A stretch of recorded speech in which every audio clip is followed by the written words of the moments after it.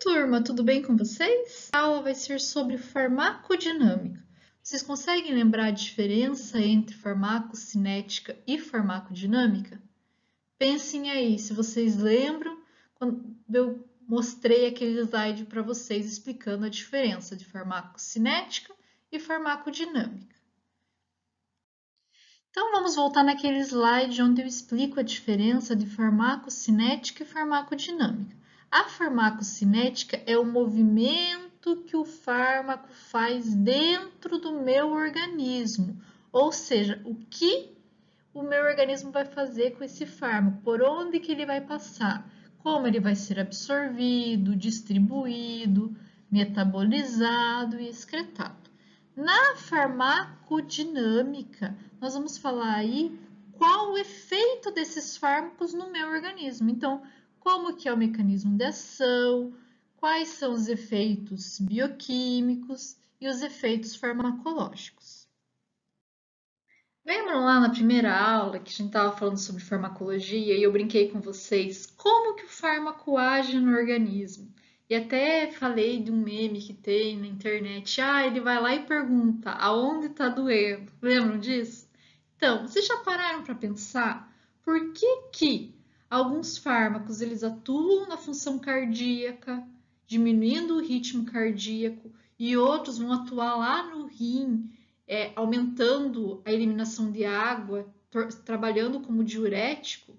Ou já pararam para pensar porque, por exemplo, o ciprofloxacino, que é um antibiótico, ele mata a bactéria, mas ele não atua no organismo, não prejudica tanto o organismo ou raramente prejudica o nosso organismo? Por que ele mata a bactéria e não mata uma célula? Vocês já pararam para pensar nisso? Então, hoje vocês vão conseguir entender o porquê que cada fármaco atua em uma região. Por que ele vai ter uma ação específica? É claro que a gente vai ver que nem todos os fármacos têm uma ação específica. E é por isso que a gente tem os efeitos colaterais. Quanto mais específico for o medicamento, menor vai ser o efeito colateral dele, tá? Mas é claro que a gente vai ver isso durante a aula. A farmacodinâmica, então, vai me explicar qual o local que esse medicamento vai ter ação. Então, qual que é o local de ação do fármaco? É através da farmacodinâmica também que a gente vai saber aí qual o mecanismo de ação desse fármaco. Então, como ele vai agir dentro do meu organismo. Também é aqui dentro da farmacodinâmica que a gente vai saber aí qual concentração de medicamento que eu preciso ter para ter o efeito. E também qual que é a dose que vai ter um efeito adverso. Muitas vezes a gente vai tomar um medicamento e ele vai ter, ao mesmo tempo, a mesma dose que tem um efeito farmacológico, efeito terapêutico, vai ter efeito adverso, porque ele não é seletivo. Mas a gente vai conversar sobre isso mais para frente. Outra coisa que a farmacodinâmica estuda é a variação da dose e resposta da droga. Vocês já ouviram falar muitas vezes que algumas pessoas tomam medicamento e esse medicamento tem um efeito muito bom para uma pessoa e para outra pessoa não tem efeito. Ou, por exemplo, quando a gente fala de penicilina. Eu sempre gosto de citar esse exemplo porque tem muita gente que tem alergia à penicilina, por exemplo. Para algumas pessoas, a penicilina é importantíssima, a pessoa toma, né, por causa de uma infecção, penicilina é um antibiótico, né? A pessoa toma por causa de uma infecção e é curada. Outras pessoas, elas têm alergia à penicilina e podem até ocasionar a morte da pessoa a administração de penicilina nela. Então, essa variação de resposta vai depender muito de cada indivíduo, beleza? Então, pessoal, quando a gente junta aí a farmacocinética e a farmacodinâmica, a gente vai ter dados científicos e seguros para selecionar os medicamentos, ou seja, descobrir qual medicamento vai ter um efeito adverso menor e vai conseguir combater a doença. Então, a farmacodinâmica e a farmacocinética, elas andam muito juntas, elas precisam andar juntas, porque eu preciso saber quanto de medicamento eu vou tomar para ser absorvido e ter um efeito farmacêutico, um efeito farmacológico, tá? Então, a gente vai vê que elas sempre andam juntas. É essencial ter dados tanto da farmacocinética quanto da farmacodinâmica para poder selecionar um medicamento que vai combater a doença. Para podermos entender o efeito do fármaco no organismo, a gente precisa entender o que é esse mecanismo geral de ação dos fármacos. O mecanismo geral de ação dos fármacos é o efeito do fármaco quando ele interage com o organismo. Então, ele vai interagir com macromoléculas dentro do nosso organismo, geralmente proteínas, e ele vai ocasionar aí algumas alterações a partir da sua interação, que vai desencadear aí processos químicos e fisiológicos que vão caracterizar a resposta do fármaco dentro do corpo. Para entender um pouco melhor, vamos lembrar daquele conceito da chave e fechadura. Então, pensem aí na casa de vocês têm um monte de porta, né? E um monte de chaves, vocês têm um molho de chaves. Qualquer chave dá certo em qualquer porta? Não. E é igual quando a gente fala de medicamento, de fármacos.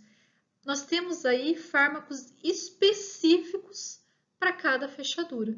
Então, você pensa aí que o fármaco, ele vai ir pelo corpo inteiro, vai ser absorvido e vai entrar na nossa corrente sanguínea e vai como se ele estivesse passeando aí dentro do nosso corpo, até encontrar o local onde ele se encaixa e vai ter efeito. Esse local onde ele se encaixa, a gente pode falar como local de ação ou como alvo farmacológico. Então, o fármaco ele vai funcionar como uma chave e o nosso alvo, o nosso local de ação, como uma fechadura. Vamos analisar essa imagem. Aqui nós temos duas chaves. Vamos dizer que cada uma delas é um medicamento diferente. Então, a chave A, ela vai conseguir encaixar certinho aqui no meu receptor. Vamos usar um termo mais correto que receptor, que é o alvo farmacológico. Eu já vou explicar para vocês por que esse termo. Então, o fármaco A, ele se encaixou no meu alvo farmacológico e vai ter a ação. Já o fármaco B, ele não conseguiu encaixar nesse receptor, nesse alvo farmacológico, e vai continuar no organismo até encontrar um alvo correto para ele. Esses alvos farmacológicos, em sua grande maioria, são moléculas proteicas, tá? Então, o fármaco, ele precisa encontrar o seu alvo farmacológico para poder ter a ação desejada. O que acontece quando a gente tem um medicamento da mesma classe, da mesma família? Eles vão ter aqui o corpo da chave bem parecido. O que vai mudar é o radical, ou seja, a cabeça da chave. Após o fármaco ligar ao meu alvo farmacológico, ele vai iniciar, cessar ou alterar a velocidade de reações bioquímicas. Então, sempre temos que pensar assim, ele não vai criar uma ação ou uma função nova para a minha célula. Nenhuma função é criada pelo fármaco. Toda a função, todo o processo que está acontecendo dentro daquela célula já são processos fisiológicos intrínsecos da minha célula. Não tem criação nenhuma de nenhum novo processo. O fármaco não cria função. Ele somente modifica funções já existentes. Então, a gente sempre tem que ter isso em mente.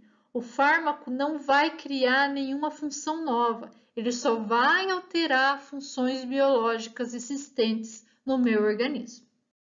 Existem dois tipos de interação entre o fármaco e o alvo farmacológico. Uma delas é a interação agonista, quando o fármaco ele chega no alvo farmacológico, se encaixa e produz um efeito.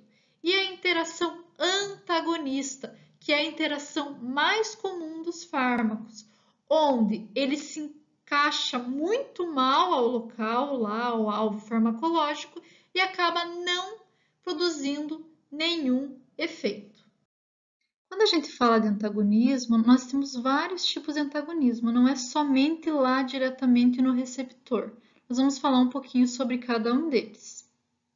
No antagonismo químico, duas substâncias em solução, elas vão se combinar e vão perder o efeito. A gente chama de ação quelante. Então, uma vai acabar quelando a outra. Nós temos dois exemplos aqui, que é o dimercaprol e os metais pesados. Então, o dimercaprol, ele acaba atuando como antídoto de metais pesados.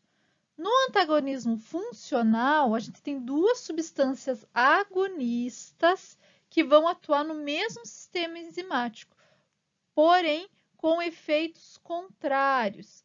Já no fisiológico, são dois agonistas que atuam em sistemas celulares diferentes, mas acabam produzindo efeito contrário um do outro. Por exemplo, a histamina, que estimula a secreção gástrica, e o omeprazol, que inibe essa secreção. Então, os dois vão atuar como agonista, mas vão ter efeitos contrários.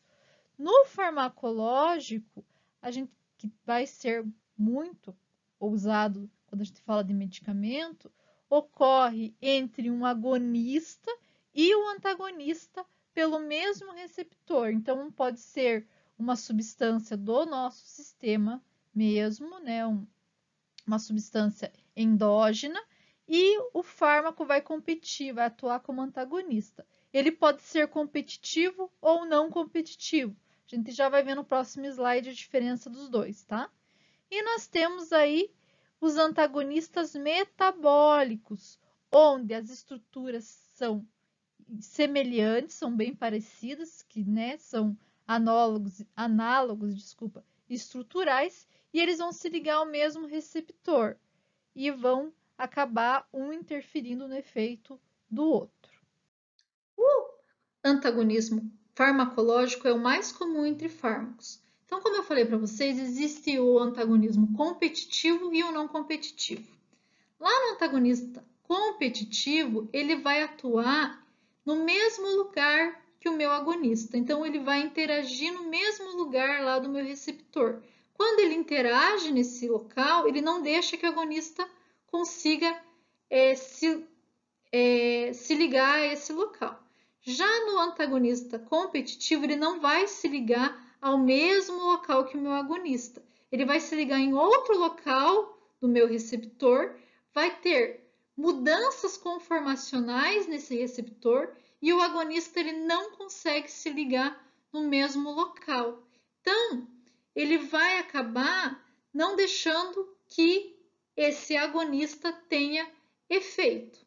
Os fármacos eles vão agir principalmente, então, de duas formas, como agonistas ou antagonistas. Os antagonistas são mais comuns.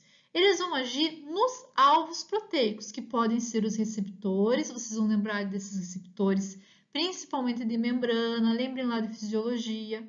Eles podem atuar em enzimas, nós já vamos ver um pouquinho sobre isso, em moléculas carreadoras e transportadoras e em canais iônicos. Nos receptores é onde a maioria dos fármacos vai atuar, vai interagir.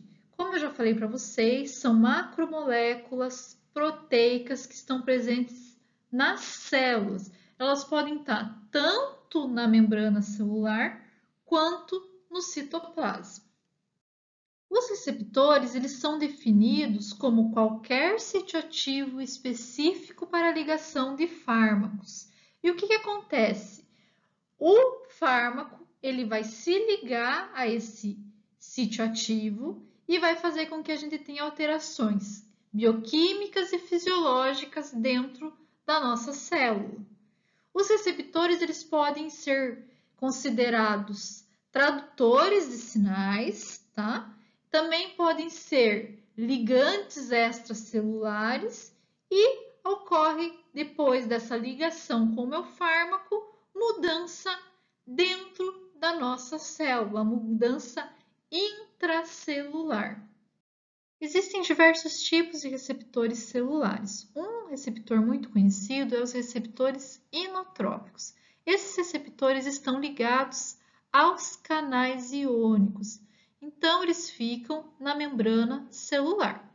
O fármaco, ele vem, interage com o sítio ativo desse receptor. A partir do momento que ele se liga, ele vai abrir o canal e os íons vão conseguir, então, entrar para dentro da célula. Outro tipo de receptores que nós temos são os acoplados à proteína G. Esses receptores também ficam na membrana plasmática. Quando nós temos aí uma molécula sinalizadora, um fármaco, que interage com esse receptor, ele faz com que ocorra a troca do GDP por GTP. Quando o GTP se liga à parte alfa dessa molécula, nós vamos ver que a subunidade gama e beta vão se dissociar e faz com que ocorra então a resposta celular. Depois, é claro, nós vamos ter aí uma hidrólise do GTP, ele vai voltar a ser GDP e volta ao normal. Nos receptores de tirosina quinase, quando nós temos a molécula sinalizadora, o nosso fármaco que interage aqui com os receptores, faz com que ocorra uma fosforilação do nosso resíduo de tirosina, e isso faz com que ocorra a resposta celular. Quando falamos de receptores intracelulares, acontece dentro da célula. Um dos receptores muito comuns são os receptores nucleares. Então, nosso fármaco ele consegue entrar na célula, ele passa a membrana plasmática, dentro do citoplasma ele vai interagir com o receptor intranuclear e esse receptor vai fazer com que ele vá até o núcleo, que ele entre dentro do núcleo celular e vai interagir lá no DNA. Esse tipo de fármaco é um dos fármacos comuns quando a gente fala de medicamentos para câncer. Eu falei dos receptores celulares para vocês lembrarem como funcionam, mas os fármacos não vão atuar só de forma agonista nesses receptores. Eles vão atuar de forma antagonista também. Ou seja, o fármaco ele pode interagir lá no receptor acoplado à proteína G e vai fazer com que uma substância endógena do corpo não atue lá. Então, é muito comum a gente ter fármacos antagonistas interagindo nesses receptores que eu falei para vocês, tá bom? Outro tipo de alvo proteico que nós temos no organismo são as enzimas. E os fármacos eles podem atuar de diversas maneiras nas enzimas. Eles podem atuar ativando, inibindo ou reativando essas enzimas. Na ativação de enzima, nós temos fármacos que fornecem íons inorgânicos que atuam na ativação do sistema enzimático. Esses íons, eles podem, na verdade, atuar de duas maneiras. Uma delas é diretamente na enzima, onde eles vão alterar essa enzima e ativar. E outra forma é ligando-se ao inibidor dessa enzima. E quando ela liga ao inibidor, quando o fármaco liga a esse inibidor da enzima, ele vai impedir que esse inibidor inative a minha enzima. Na inibição enzimática, nós temos aí 4 tipos. O primeiro é a inibição reversível. Nessa inibição reversível, a gente vai ter a mesma quantidade de enzima e a mesma quantidade de fármacos. Quando a gente tem uma alta concentração do fármaco, essa inibição passa a ser irreversível, porque toda a enzima vai estar ocupada por fármaco. Nós temos, então, também a competitiva e a não competitiva. Quando nós falamos aí de inibição competitiva, o fármaco e o substrato endógeno, o substrato do corpo, vai competir pelo mesmo local na enzima. Então, o fármaco e o substrato, eles se ligam no mesmo local na enzima. Então, pode acontecer que a minha enzima se ligue 50% ao fármaco e 50% ao substrato. Já na não competitiva, acontece que a enzima ela vai ligar em um lugar o fármaco e em outro lugar o substrato. Então, o substrato e o fármaco eles se ligam em locais diferentes. E isso faz com que o fármaco e o substrato não façam competição pelo sítio ativo. Quando esse meu fármaco ele interage com a enzima, essa interação ela pode fazer, por exemplo, que tenha uma mudança na conformação da minha enzima. E isso faz com que o substrato não consiga mais interagir com a minha enzima. Essa ligação ela pode ser reversível ou irreversível, ou seja, pode acontecer que minha enzima ela acabe sendo desativada para sempre. É claro que a enzima ela é produzida pelo nosso organismo direto, então até essa enzima ser substituída, esse acoplamento entre o fármaco e a enzima, ele não vai terminar, ela vai ficar ligada até a enzima ser eliminada do organismo. Na reativação da enzima, nós vamos utilizar fármacos específicos que vão ativar enzimas que forem inibidas. Vocês já devem ter ouvido falar, por exemplo, que inseticidas inibem a colinesterase. Já ouviram falar disso? Então, a colinesterase é uma enzima extremamente importante no nosso organismo e quando a pessoa, um agricultor, tem intoxicação por inseticida, ela é inibida. E nós podemos aí, então, utilizar muitos fármacos que vão reativar essa enzima. Então, é muito importante a utilização desses fármacos, principalmente quando a gente fala em toxicologia. Na molécula carreadora ou molécula de transporte, esse nosso fármaco ele pode atuar tanto como inibidor como falso substrato. Então, aqui em roxinho, nós temos os nossos substrato. O substrato ele chega na molécula de transporte, na molécula carreadora. Quando ele se liga, aqui vocês lembram que essa molécula ela também está lá na membrana plasmática. Então ele chega aqui, a hora que ele se liga, a molécula vai carregar ele para dentro da minha célula. A partir do momento que eu tenho um fármaco que inibe esse meu substrato de se ligar, ele não consegue ser carregado. Ou ele inibe que a molécula consiga encaminhar o substrato para dentro da célula. Ou ele ainda pode atuar como falso substrato, chegar ali e ser encaminhado para dentro da célula, tendo um efeito agonista. Já os canais iônicos, eles são como portões presentes aí na nossa membrana celular. Então, é através desses canais onde vai ter a passagem de íon. Alguns fármacos, eles podem atuar bloqueando a passagem desses íons, eles podem atuar diretamente ali dentro do canal, não deixando com que ocorra a entrada de íons, ou ele pode atuar como modulador, aumentando ou diminuindo a abertura desse canal. Alguns fármacos eles podem atuar também na supressão gênica. É claro que quando eu falo de supressão gênica, a primeira coisa que passa na cabeça de vocês são fármacos antineoplásicos, mas a gente tem outros tipos de medicamentos muito importantes aí que vão atuar na supressão gênica. Vamos ver um pouquinho sobre eles.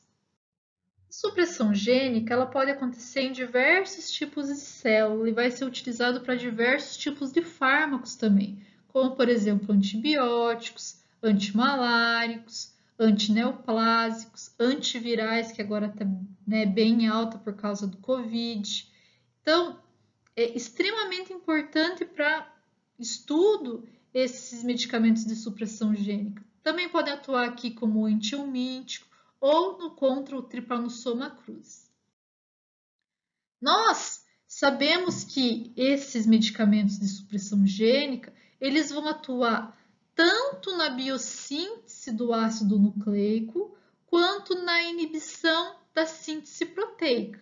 Quando nós falamos aí dos inibidores da biossíntese do ácido nucleico, nós já sabemos que esses inibidores eles não são muito seletivos, ou seja, eles vão inibir tanto as células antineoplásicas, por exemplo, quanto as células do paciente, e isso vai trazer muito efeito colateral. Então, nós temos aí, por exemplo, os inibidores da síntese desses precursores. Então, vai inibir o ácido fólico e as bases aí, as púricas e as pirimídicas. E nós temos aí também a interferência sobre a polimerização dos nucleotídeos dos ácidos nucleicos. Isso geralmente são agentes antibacterianos, antimaláricos, antiparasitários e também alguns antineoplásicos. Eles vão atuar intercalando entre os ácidos nucleicos e ou inibindo as enzimas na polimerização. Claro que não precisam se saber isso detalhadamente, só quero que vocês saibam que existe esse tipo de inibição, tá bom? Já quando a gente fala aí de inibidores da síntese proteica, eles vão atuar inibindo a síntese lá de proteínas e vai interferir na tradução do RNA. Isso aqui, esse tipo de medicamento, ele é muito vasto, principalmente quando a gente fala aí de antibacterianos. E como ele inibe mais a síntese de RNA, ele não vai ter tanto efeito colateral para o paciente, não vai atuar nas células tão gravemente quanto os outros que a gente viu antes. Nós temos ainda fármacos que vão atuar sobre a membrana celular. Eles podem atuar de duas maneiras: na estrutura da membrana celular ou no transporte desta membrana. Quando a gente fala de estrutura de membrana celular, principalmente vem à nossa cabeça são os fármacos que são antimicrobianos, porque eles modificam a estrutura da membrana celular, o que faz que tenha uma permeabilidade modificada e, por exemplo, que a minha célula perca água. E esse vazamento, tanto de água quanto de outros constituintes, leva aí à morte bacteriana. Então, é muito comum, por exemplo, em fármacos antissépticos e antifúngicos, como, por exemplo, a anistatina, que é um antifúngico, né? E a anfotericina B, que é um antibiótico. Os fármacos que interagem no transporte da membrana, eles vão provocar interferência no transporte. Então, eles vão modificar, vão facilitar o transporte, vão deixar o transporte ativo, vão fazer difusão facilitada. Um exemplo desse medicamento que interfere muito na membrana é a insulina. A insulina, é claro que a gente vai falar um pouco mais para frente, ela interfere aí na permeabilidade da glicose. Então, quando a insulina ela se liga lá na nossa membrana, ela vai aumentar a permeabilidade da glicose e vai fazer com que a glicose seja absorvida pela célula. Nós já falamos aqui do mecanismo geral dos fármacos. Agora a gente vai falar um pouquinho em relação ao efeito terapêutico, entre a dose que tem efeito terapêutico e a dose que tem efeito adverso. Quanto mais específico o nosso medicamento for, menor vai ser o efeito colateral desse medicamento. Ou seja, quando a gente tem um medicamento que atua somente em um alvo farmacêutico, ele não vai ter efeito colateral. Porém, isso é muito difícil de ocorrer. Na verdade, acho que não ocorre com nenhum fármaco, por isso que a gente tem tanto efeito colateral, tanto efeito adverso dos medicamentos. Olhem aqui, na primeira figura a gente tem um medicamento que ele vai interagir ali com o seu alvo proteico e ter o efeito farmacológico. Já nós temos aqui na segunda figurazinha um outro medicamento que vai interagir com o mesmo alvo proteico e pode vir a ocasionar aqui o efeito adverso. Pode ocasionar um efeito normal ou pode vir a ocasionar um efeito adverso, por exemplo, se ele não era para ter ligado aqui e só ligado a outra proteína. Isso é muito comum de acontecer. Então, quanto mais específico ele for, menor o efeito colateral, menor o efeito adverso. Um exemplo que a gente tem são os antidepressivos tricíclicos, que além de interagir lá com o alvo no sistema nervoso central, ele também interage com outro alvo e acaba ocasionando a secura na boca. Por isso que pessoas que utilizam antidepressivos muitas vezes vão relatar para vocês que estão com a boca seca. Para falar de toxicidade, vamos voltar lá no nosso gráfico de biodisponibilidade. Quando a gente toma um medicamento, com o tempo ele vai sendo absorvido pelo meu organismo. Quando ele chega a uma determinada concentração, nós temos aí a concentração mínima efetiva, ou seja, é a partir desse momento que ele começa a fazer o efeito farmacológico. Concordam comigo? Quando eu tomo uma grande quantidade de medicamento, eu posso ter uma alta concentração desse medicamento e eu vou ter aí uma dose tóxica no meu organismo. E isso pode ter um efeito tóxico e pode levar até a morte do paciente. Essa concentração mínima, entre a concentração mínima efetiva e a concentração máxima permitida, ou a concentração máxima tolerada, nós temos aí a faixa terapêutica, que é aonde o meu medicamento vai ser eficaz e não vai ser tóxico.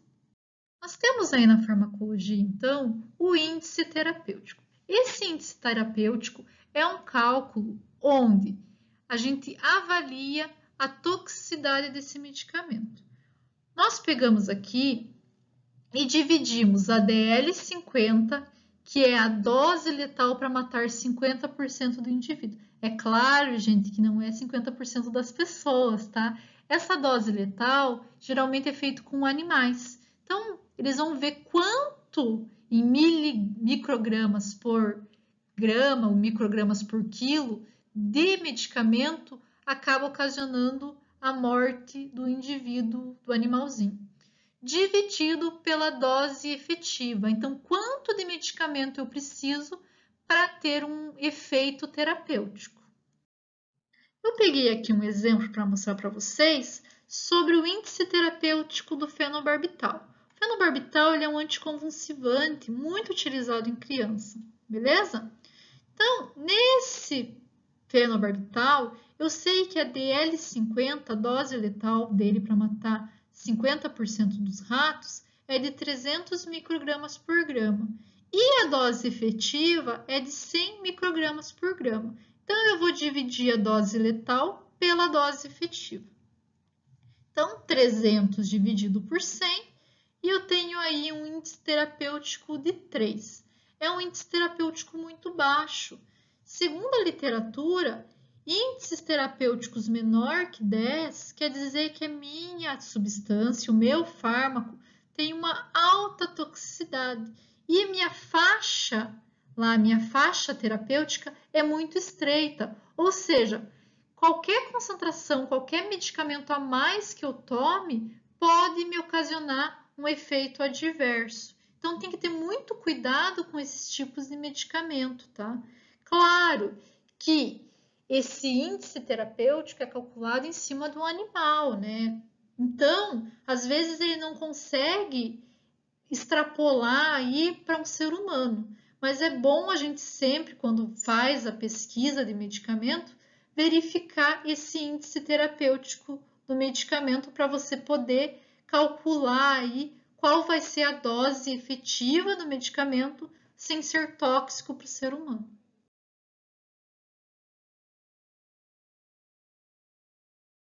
Então, entre os efeitos adversos, a gente tem aí os efeitos colaterais. Nesses efeitos colaterais, a gente pode ter aí em pacientes normais, com doses normais que acabam ocasionando efeito colateral. Esses efeitos eles podem ser imediatos ou tardios. Nós podemos ter efeitos secundários ou indiretos. Temos também a toxicidade por superdosagem nesses pacientes normais e interações medicamentosas. Quando nós falamos aí de pacientes hipersensíveis, são pessoas aí que vão ter intolerância ou reação alérgica ou pseudoalérgicas. Muitos dos nossos fármacos, eles vão ter efeito colateral mesmo em dose normal. Esses efeitos colaterais são chamados de efeitos terapêuticos indesejados. Isso é normal, porque o nosso medicamento não é tão seletivo quanto a gente espera. Lembra que eu falei para vocês que a maioria dos fármacos não são seletivos? E muitas vezes eles têm uma ação desejada e diversos efeitos colaterais. Então, procura-se sempre ajustar a dose para que esse medicamento tenha o máximo de efeito desejado e o mínimo de efeito indesejado. Esses efeitos colaterais eles podem ser parecer tanto quando você está tomando o medicamento como tardiamente. Por exemplo, você toma um medicamento que pode ocasionar má formação do feto ou até mesmo ocasionar câncer no estômago, no intestino. Então, eles podem ter efeitos tardios também. Outro tipo de efeito colateral são os efeitos secundários ou indiretos. Quando a gente toma um medicamento para uma ação farmacológica primária e ela acaba alterando o ambiente do nosso organismo, como por exemplo os antibióticos. Quando a gente toma um antibiótico para alguma infecção, ele também acaba matando a flora normal do nosso trato gastrointestinal. E isso faz com que ocorra a diminuição das bactérias no local e favorece, por exemplo, a infecção por fungo, como por exemplo o Clostridium. Na toxicidade por superdosagem, ela pode acontecer por dois motivos. Quando a pessoa toma um medicamento maior que a dose recomendada, vai ser uma dose excessiva que vai trazer um efeito tóxico para esse organismo, ou quando ela acaba aí acumulando droga no organismo por causa de algum problema no seu organismo. E esse problema vai dificultar a metabolização ou a excreção dessa droga. Quando que acontece isso? Quando a pessoa tem alguma insuficiência renal, que ela não está conseguindo liberar a droga, ou uma insuficiência hepática, quando ela não consegue metabolizar. E isso faz com que o fármaco fique mais tempo dentro do organismo e acabe aí trazendo um efeito tóxico para essa pessoa. Nós temos também alguns efeitos colaterais que ocorrem por causa das interações medicamentosas. As interações medicamentosas, elas podem ocorrer, então, entre uma droga e um alimento ou entre medicamento e medicamento. Quando a gente fala de droga e alimento, o primeiro medicamento que me vem à cabeça é a tetraciclina. O que acontece na tetraciclina? A tetraciclina ela não pode ser consumida com leite, porque o leite não deixa ela ser absorvida pelo organismo. Ele quela esse medicamento e ele não vai ser absorvido. Não sendo absorvido, não vai ter efeito. Já quando a gente fala de interação droga-droga, nós sabemos aí que temos interações físico-químicas. Essas interações elas acontecem antes do medicamento ser administrado, geralmente quando a gente fala de medicamento parenteral, e essas interações acabam ocasionando modificação na droga e ela não vai ter o efeito esperado. Nós temos também interações farmacocinéticas. Essas interações elas vão interferir ou na absorção desse medicamento, na distribuição, na metabolização e até mesmo na excreção. Então, elas podem ocorrer dentro do organismo, onde a droga vai modificar a farmacocinética de outra droga. E nós temos ainda a interação farmacodinâmica, onde nós temos duas drogas aí e uma droga vai modificar a atividade da outra no receptor, que seria, claro, a que seria o nosso antagonismo. Os medicamentos podem causar também intolerância ou alergia. Na intolerância, nós vamos ter aí um efeito farmacológico aumentado em doses normais ou em doses menores que são as usuais.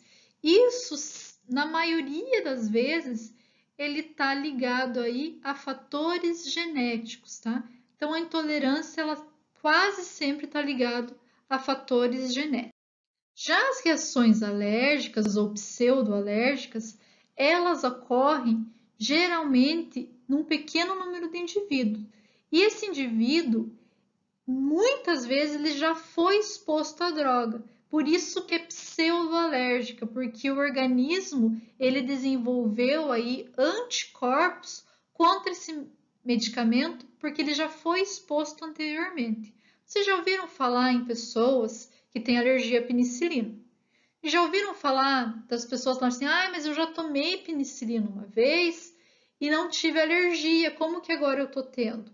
É porque o organismo ele criou anticorpo contra a penicilina, por isso que ela desenvolveu alergia a esse medicamento.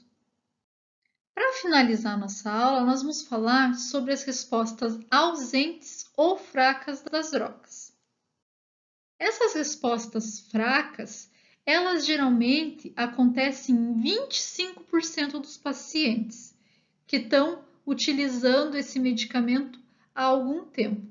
Essa resposta ela pode ocorrer devido a mecanismos primários e mecanismos secundários.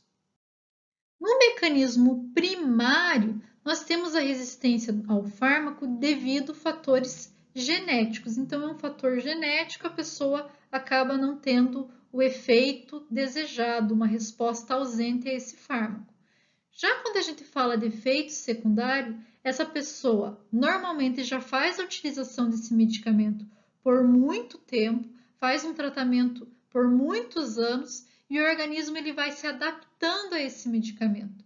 E com o tempo o efeito desejado já não é o mesmo, o efeito é muito fraco. Às vezes ela tem que aumentar a dose para poder ter o efeito desejado. Pessoal, nossa aula de farmacodinâmica termina por aqui. Obrigado por terem assistido e qualquer dúvida me mandem um e-mail e a gente pode conversar também por chat, tá? Um abraço para vocês, até mais!